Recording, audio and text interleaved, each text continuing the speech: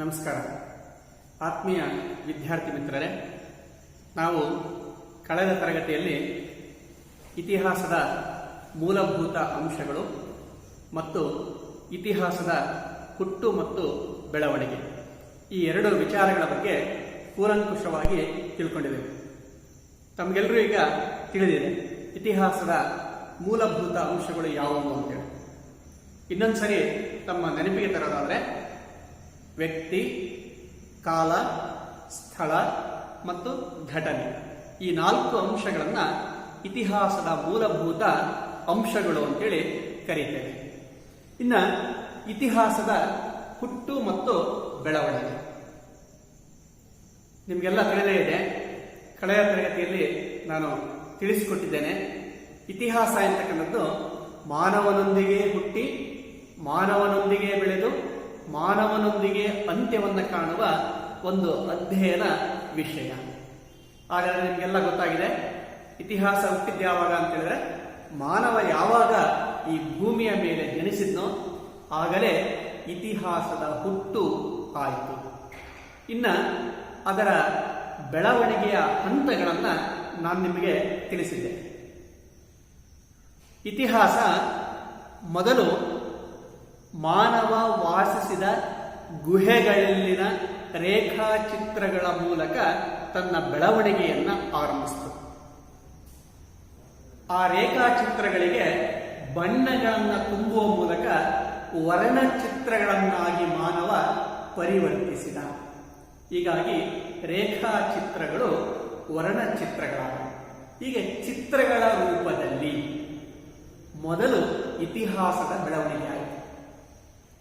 ಆ ನಂತರ ಬಾರ್ಡಿಕ್ ಟ್ರೆಡಿಷನ್, ಮೌಖಿಕ ರೂಪದಲ್ಲಿ ಕಥೆಗಳ ರೂಪ, ಪದಗಳ ರೂಪ, ಲಾವಣಿಗಳು ಅಥವಾ ಪದಗಳ ರೂಪ, ಪುರಾಣ ಮುಂತಾದವುಗಳ ರೂಪದಲ್ಲಿ ಒಬ್ಬರ ಬಾಯಿಂದ ಒಬ್ಬರ ಬಾಯಿಗೆ ಇತಿಹಾಸದ ವಿಷಯದ ವರ್ಗಾವಣೆ ಅನ್ನುವುದು ನಡೀತಾ ಬಂತು. ಇದನ್ನು ನಾವು ಮೌಖಿಕ ಇತಿಹಾಸ ಅಂತೇಳಿ ಕರೀತೀವಿ. ಹೀಗೆ ಮೊದಲು ಚಿತ್ರಗಳ ರೂಪದಲ್ಲಿ, ನಂತರ ಮೌಖಿಕ ರೂಪದಲ್ಲಿ, ಆ ನಂತರ ಮನುಷ್ಯ ಯಾವಾಗ ಬರವಣಿಗೆಯನ್ನ ಕಂಡುಕೊಂಡೋ ಆಗ ತನ್ನ ಮೌಖಿಕ ರೂಪದ ಇತಿಹಾಸವನ್ನ ಲಿಖಿತ ರೂಪದಲ್ಲಿ ದಾಖಲಿಸುವ ಕೆಲಸವನ್ನು ಮಾಡಿದ. ಹಾಗಾಗಿನೇ ಇತಿಹಾಸವು ಲಿಖಿತ ರೂಪವನ್ನು ಪಡೆದುಕೊಳ್ತದೆ. ನಿಮಗೆಲ್ಲ ತಿಳಿದಿದೆ ಇತಿಹಾಸವನ್ನ ಮೊದಲು ಲಿಖಿತ ರೂಪದಲ್ಲಿ ಬರೆದವರು ಗ್ರೀಕರು, ಅಂದರೆ ಈಗಿನ ಗ್ರೀಸ್ ದೇಶದ ಜನ. ಹಾಗಾಗಿಯೇ ಗ್ರೀಸ್ ದೇಶವನ್ನ ಇತಿಹಾಸ ಲೇಖನ ಕಲೆಯ ತವರು ಮನೆ ಏನೇಳಿ, ಇತಿಹಾಸ ಲೇಖನ ಕಲೆಯ ತವರು ಮನೆ ಅಂತೇಳಿ ಗ್ರೀಸ್ ದೇಶವನ್ನು ಕರೆಯಲಾಗಿದೆ.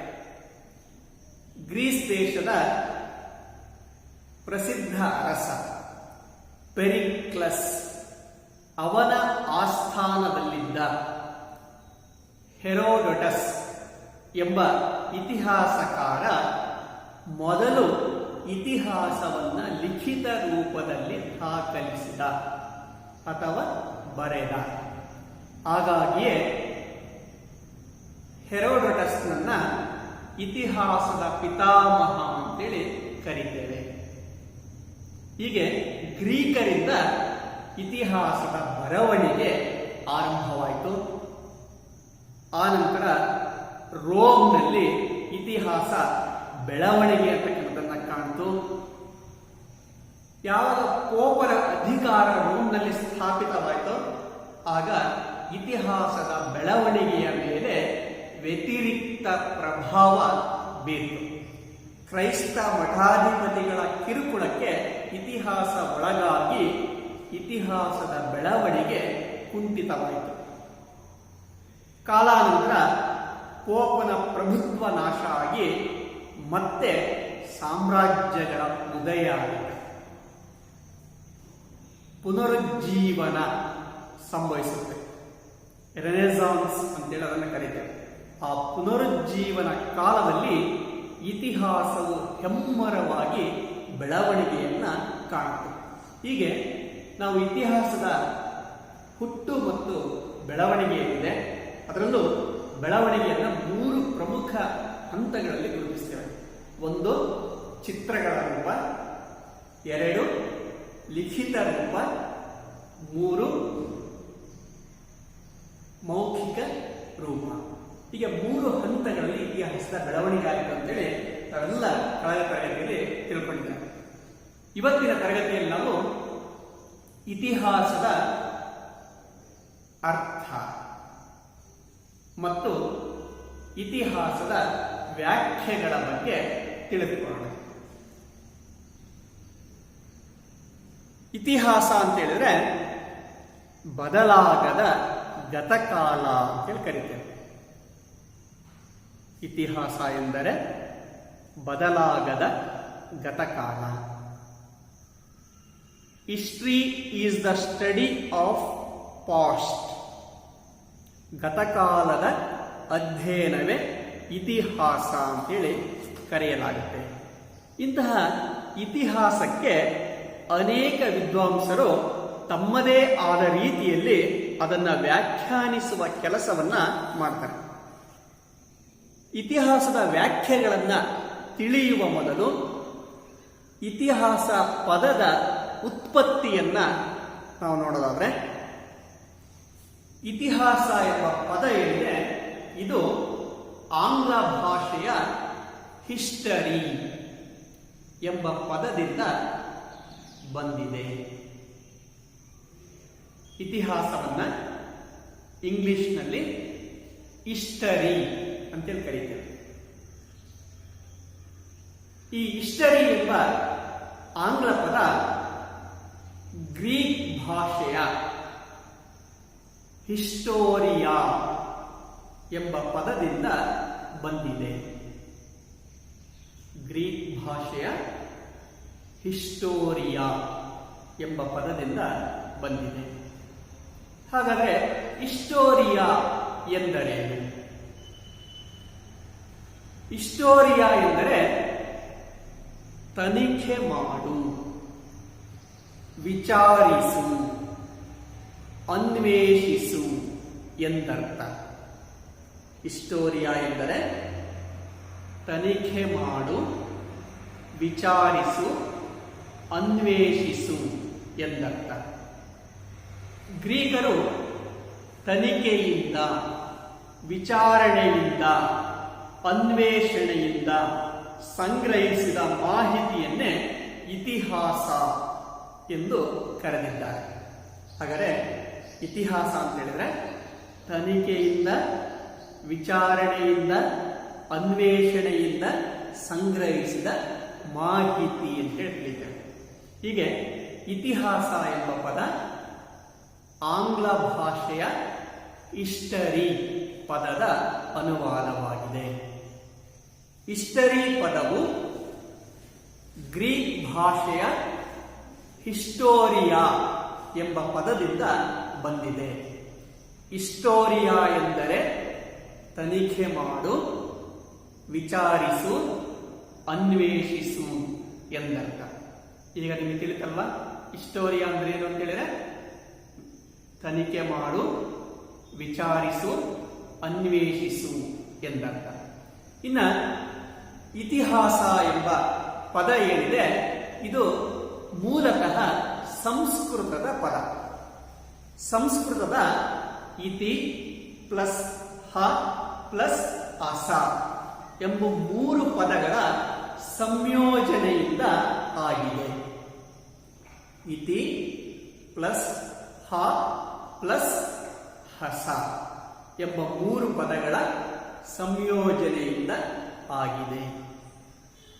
ಇದರ ವಿಸ್ತೃತ ಅರ್ಥವನ್ನು ತಿಳ್ಕೊಳ್ಳೋದಾದ್ರೆ ಇತಿ ಎಂದರೆ ಹೀಗೆ, ಇತಿ ಎಂದರೆ ಹೀಗೆ. ಹ ಎಂದರೆ ಖಚಿತವಾಗಿ ನಡೆಯಿತಂತೆ, ಖಚಿತವಾಗಿ ನಡೆಯಿತಂತೆ. ಅಸ ಎಂದರೆ ಹೀಗೆಯೇ ನಿಜವಾಗಿ ನಡೆಯಿತು ಎಂದರ್ಥ.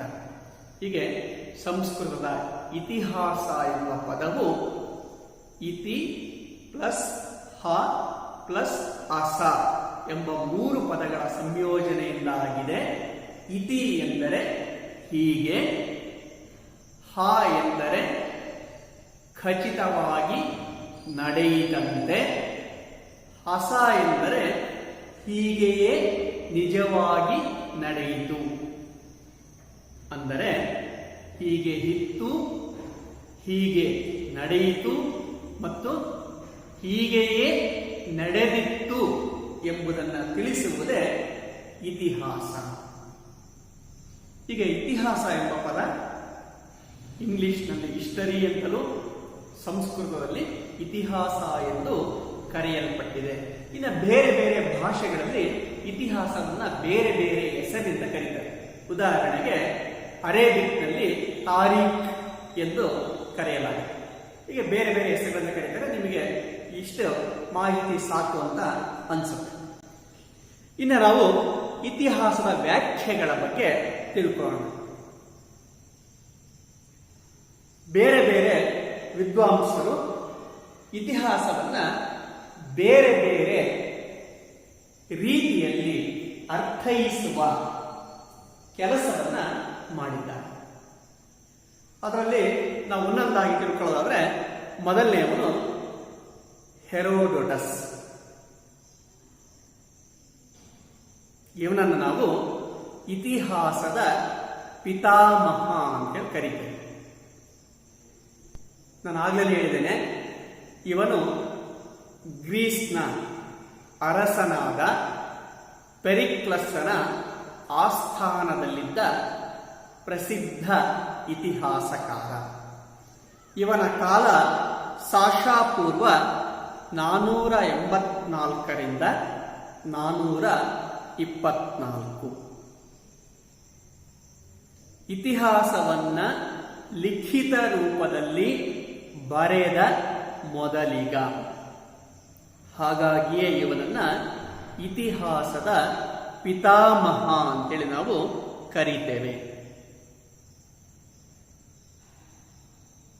ಇವನು ಗ್ರೀಕರು ಮತ್ತು ಪರ್ಷಿಯನ್ನರ ನಡುವೆ ನಡೆದ ಕದನಗಳ ಕುರಿತಾದ ಒಂದು ಕೃತಿಯನ್ನ ರಚಿಸಿದ್ದಾನೆ.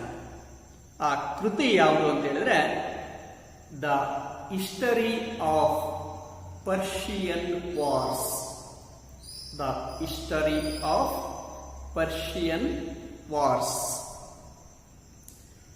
ಈ ಕೃತಿಯಲ್ಲಿ ಗ್ರೀಕರು ಮತ್ತು ಪರ್ಷಿಯನ್ನರ ನಡುವೆ ನಡೆದಂತಹ ಯುದ್ಧಗಳ ವರ್ಣನೆ ಅಂತಕ್ಕಂಥದ್ದು ಇದೆ. ಆಗಿನ ಕಾಲದಲ್ಲಿ ಅನೇಕ ಯುರೋಪಿನ ದೇಶಗಳನ್ನ ಸುತ್ತಿ ವಿಚಾರಗಳನ್ನ ಸಂಗ್ರಹಿಸಿ ಅವುಗಳ ತನಿಖೆ ಮಾಡಿ ವಿಶ್ಲೇಷಣೆ ಮಾಡಿ ವಿಮರ್ಶಿಸಿ ಇತಿಹಾಸದ ಕೃತಿಯನ್ನ ಅವನು ರಚನೆಯನ್ನ ಮಾಡ್ತಾನೆ.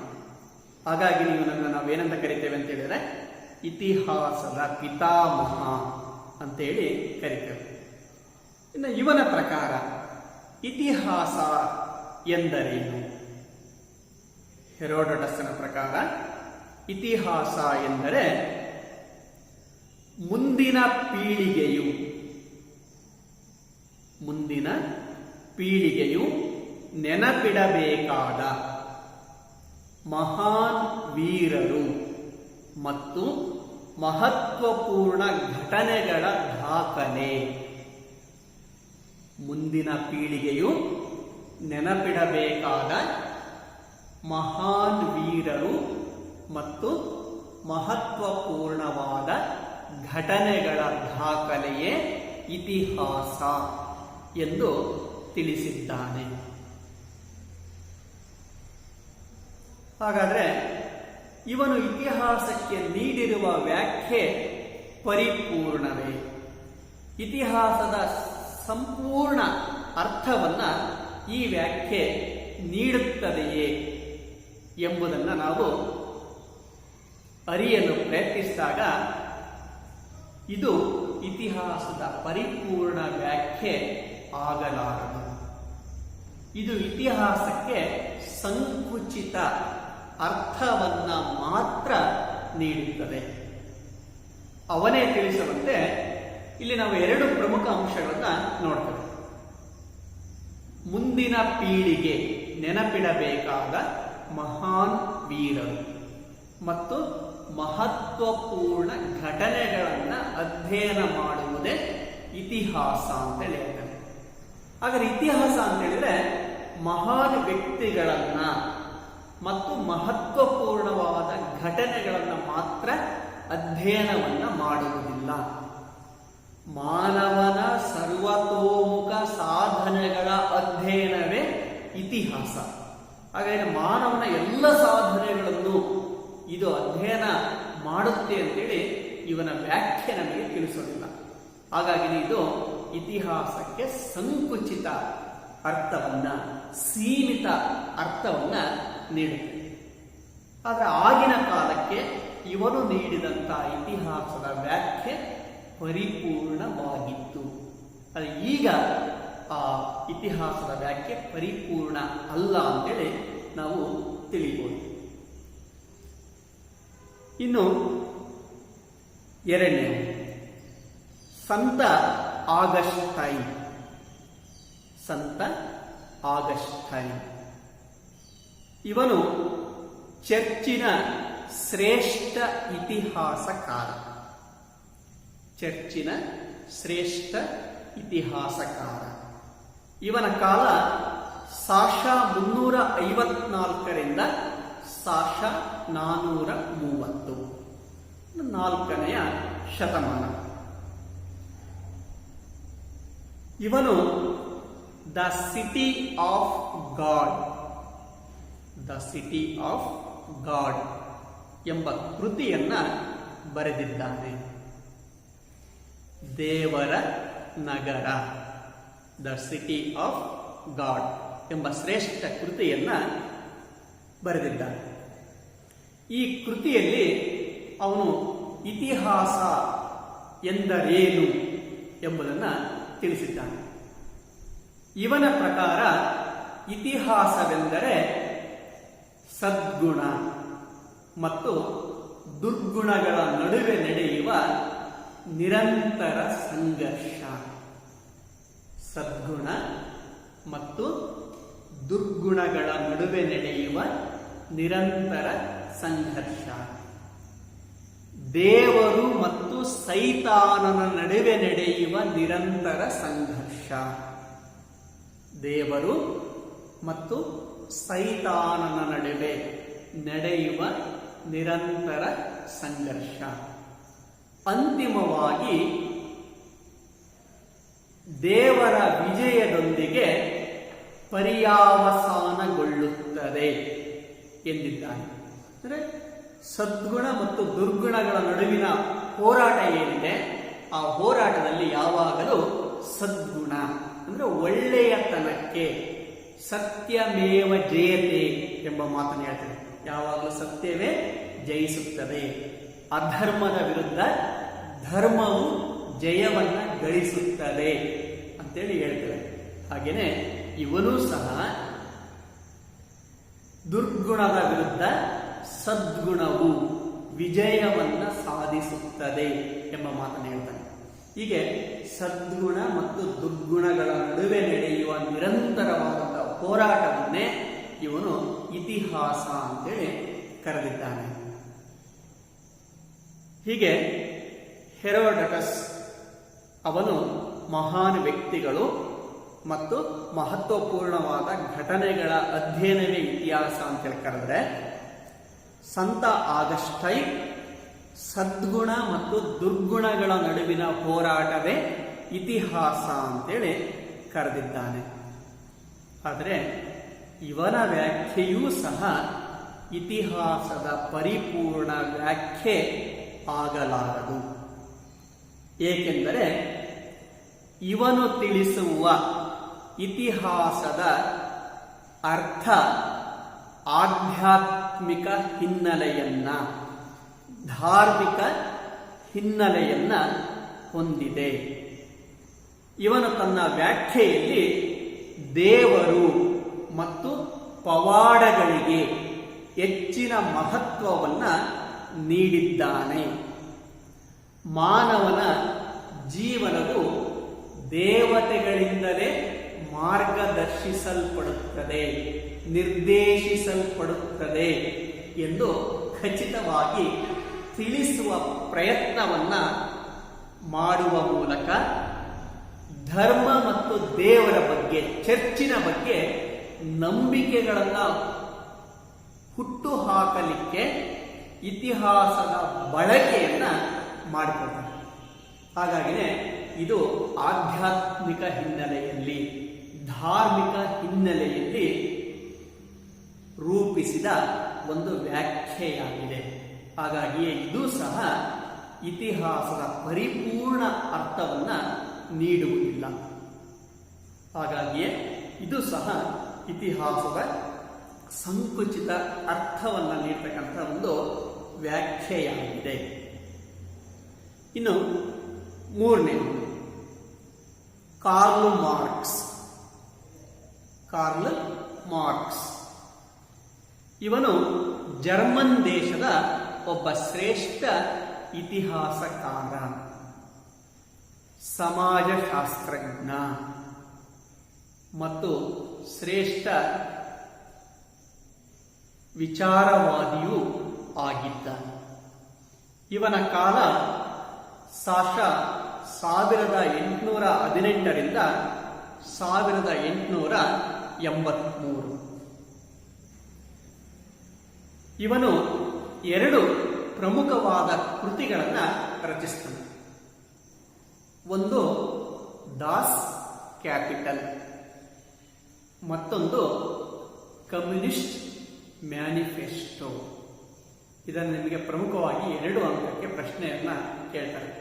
ಕಾರ್ಲ್ ಮಾರ್ಕ್ಸನ ಕೃತಿಗಳನ್ನು ಅಥವಾ ಗ್ರಂಥಗಳನ್ನು ಹೆಸರಿಸಿ ಅಂತ. ಅವನು 2 ಪ್ರಸಿದ್ಧ ಗ್ರಂಥಗಳನ್ನು ಬರೆದ.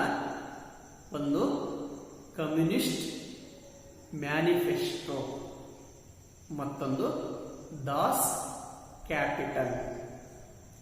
ಈ ಕೃತಿಗಳಲ್ಲಿ ತಿಳಿಸಿರುವಂತೆ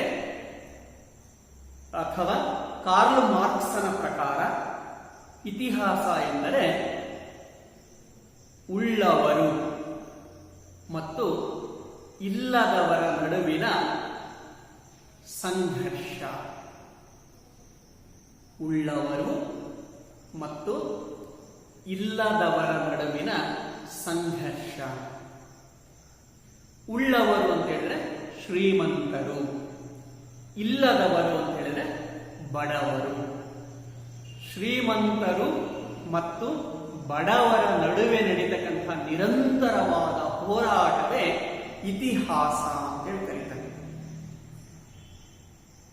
ಶೋಷಿತರು ಮತ್ತು ಶೋಷಿಸಲ್ಪಡುವವರ ನಡುವೆ ನಡೀತಕ್ಕಂಥ ನಿರಂತರ ಸಂಘರ್ಷ.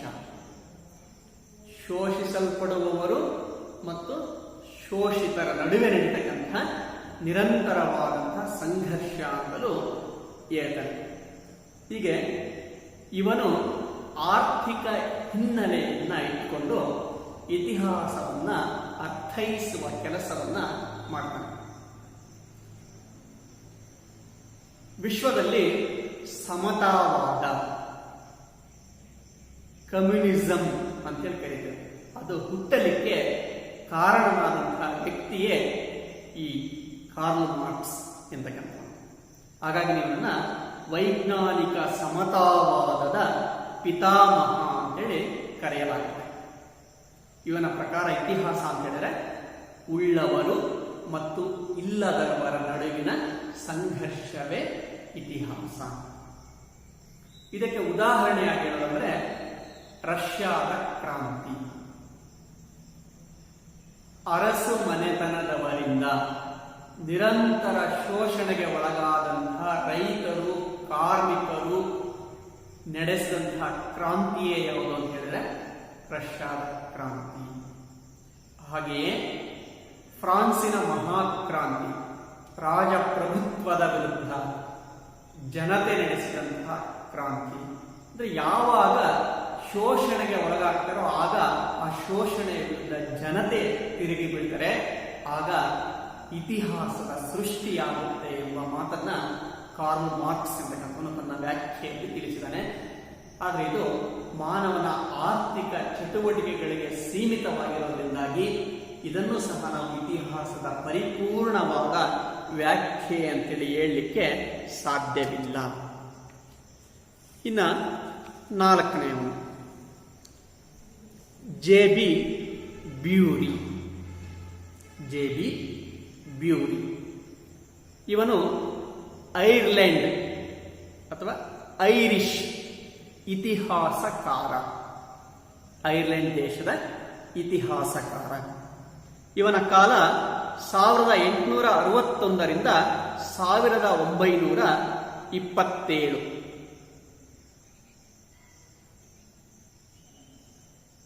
ಇವನು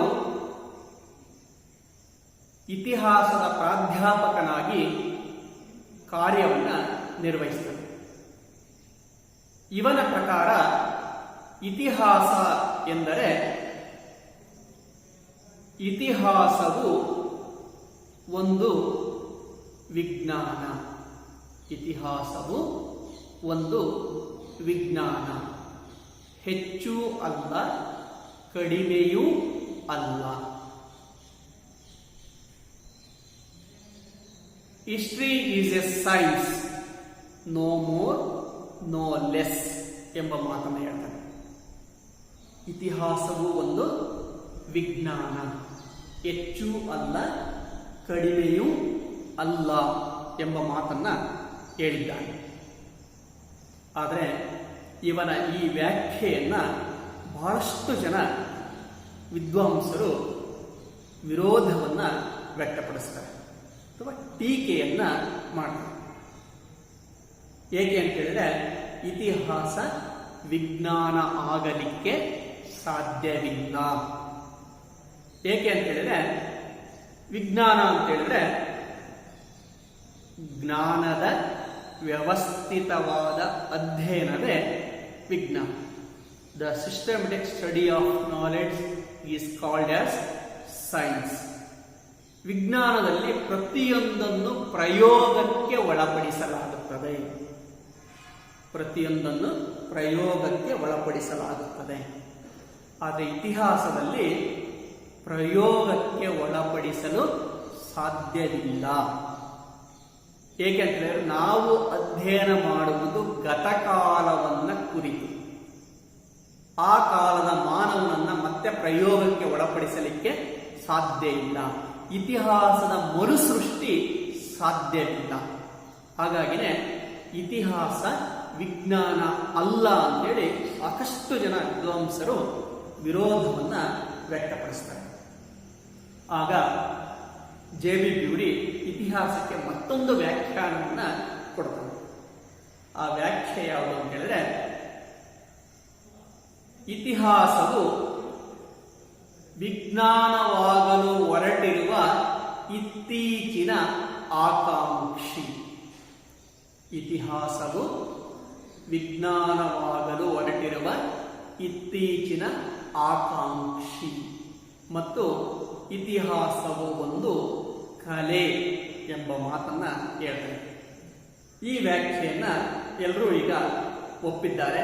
ಇತಿಹಾಸವು ಒಂದು ಕಲೆ ಮತ್ತು ವಿಜ್ಞಾನವಾಗಲು ಹೊರಟಿರುವ ಇತ್ತೀಚಿನ ಆಕಾಂಕ್ಷಿಯಾಗಿದೆ. 5ನೆಯ ವ್ಯಾಖ್ಯೆ ಅರ್ನಾಲ್ಡ್ ಟಾಯ್ನಬಿ.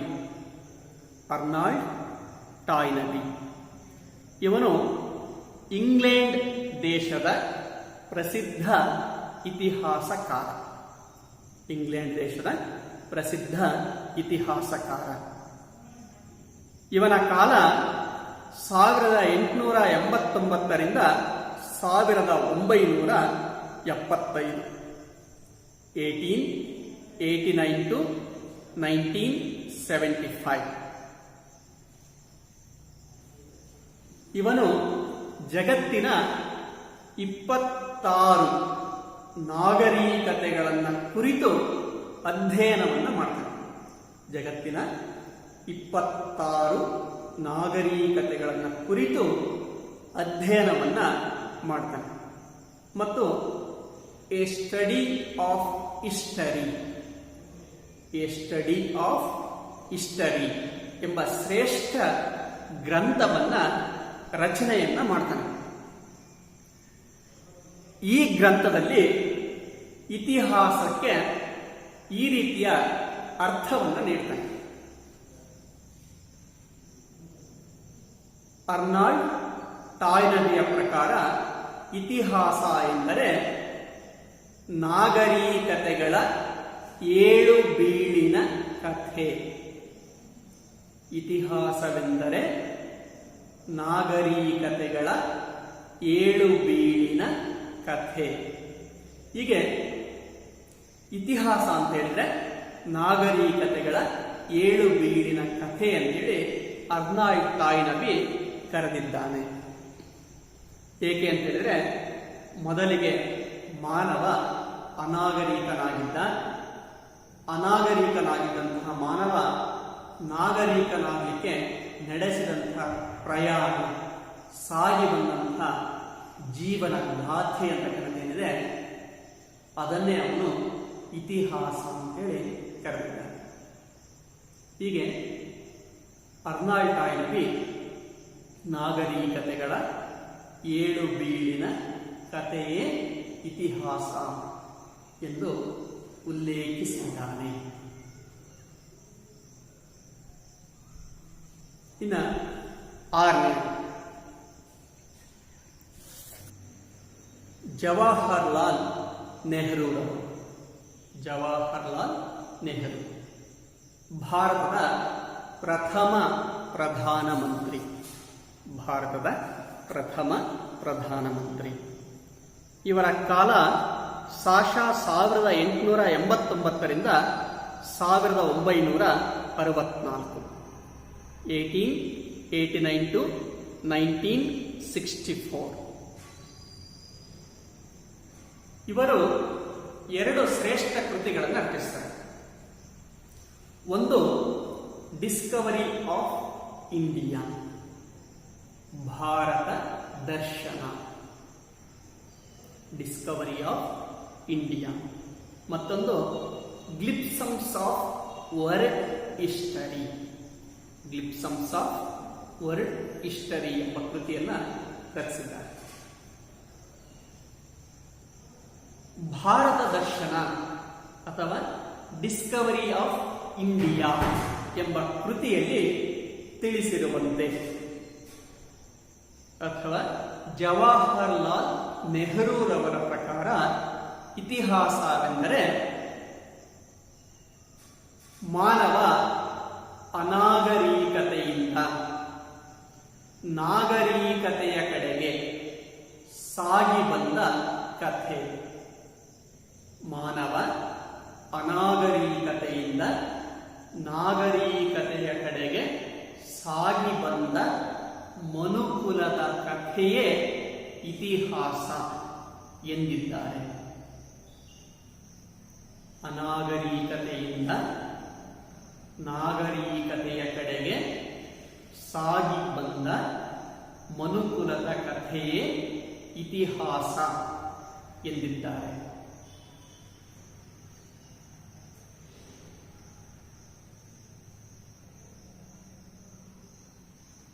ಮಾನವ ಮೊದಲು ಅನಾಗರಿಕನಾಗಿದ್ದ. ನೀವೆಲ್ಲ ಮುಂದಿನ ಅಧ್ಯಾಯದಲ್ಲಿ ತಿಳ್ಕೊಳ್ತೀರ. ಮಾನವನ ವಿಕಸನದ ಕಥೆ, ಭೂಮಿ ಹೇಗೆ ಹುಟ್ಟುಕೊಳ್ತು, ಭೂಮಿಯ ವಿಕಾಸ ಹೇಗಾಯಿತು, ಭೂಮಿಯ ಮೇಲೆ ವಿವಿಧ ಜೀವಿಗಳ ಉದಯ ಹೇಗೆ ಆಯಿತು, ಮಾನವ ಹಂತ ಹಂತವಾಗಿ ಹೇಗೆ ವಿಕಸನವನ್ನು ಹೊಂದ ಇವೆಲ್ಲ ವಿಚಾರಗಳನ್ನು ತಿಳ್ಕೊಳ್ತಾರೆ. ಹೀಗೆ ಅನಾಗರಿಕನಾಗಿದ್ದಂತಹ ಮಾನವ ಹೇಗೆ ನಾಗರಿಕನಾದ, ಈ ಅನಾಗರಿಕತೆಯಿಂದ ನಾಗರಿಕತೆಯ ಕಡೆಗೆ ಅವನ ಪ್ರಯಾಣ ಅಂತಕ್ಕಂಥದ್ದು 1-2 ದಿನಗಳ ಸಾವಿರಾರು ವರ್ಷಗಳ ನಿರಂತರ ಪ್ರಯತ್ನದಿಂದಾಗಿ ಅನಾಗರಿಕನಾಗಿದ್ದಂತಹ